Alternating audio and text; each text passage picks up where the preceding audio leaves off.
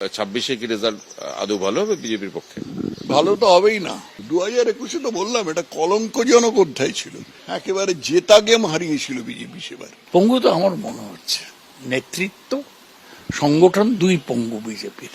আমি বিজেপির কারোর সাথে একমত হতে চাই না কোনো ব্যাপারে। আমার মত হচ্ছে যে বিজেপি পঙ্গু সাংগঠনিকভাবে এবং আদর্শগতভাবে।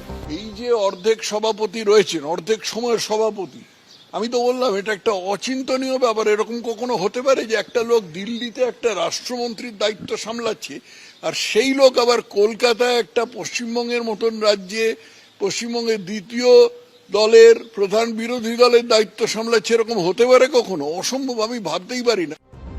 রাজ্যে বিধানসভা ভোট হতে বাকি মেরে কেটে 10 মাস। তার আগে বিস্ফোরক আশঙ্কা প্রকাশ করলেন বিজেপির প্রাক্তন রাজ্য সভাপতি তথাগত রায়। তৃণমূলের সঙ্গে বিজেপির সেটিং এর আশঙ্কা। সোশ্যাল মিডিয়ায় বিজেপির প্রাক্তন রাজ্য সভাপতি লিখেছেন, 2026 সালে একজন অর্ধেক সময় রাজ্য সভাপতির নেতৃত্বে বিজেপির প্রায় পঙ্গু অবস্থার জন্য অথবা সেটিং এর জন্য তৃণমূল নির্বাচনে জিতে যায়। তাহলে তা হবে বাঙালি হিন্দুর বিলুপ্তির প্রথম ধাপ। বহু লোক বিশ্বাস করি সেটিং আছে, কেন বিশ্বাস করবে না? বহু এই মমতা এবং তার পার্টি বহু কুকীর্তি করেছে, যার জন্য তাদের এখনই জেলে ভরা যেতে পারত। কেন জেলে ভরেননি? যদি জেলে ভরে না থাকেন তাহলে তার কারণ কি হচ্ছে, সেই কারণটা কেউ কেন বলেননি। এইসব নিয়ে লোকে বিশ্বাস করতে আরম্ভ করেছে না সেটিং আছে। ওনার কথা দল শোনে না কেন, কেন ওকে টুইট করে করে বলতে হয়, সে তো উনিই বলতে পারবেন।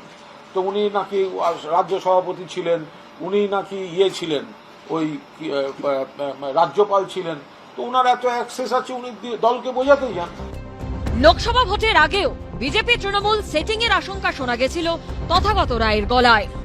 যে ব্যাখ্যাটা খুব বেশি তৈরি হচ্ছে এবং যেটাকে আমি দুর্ভাগ্যজনক বলছি, সেটা হলো যে লোকের ধারণা হচ্ছে সেটিং।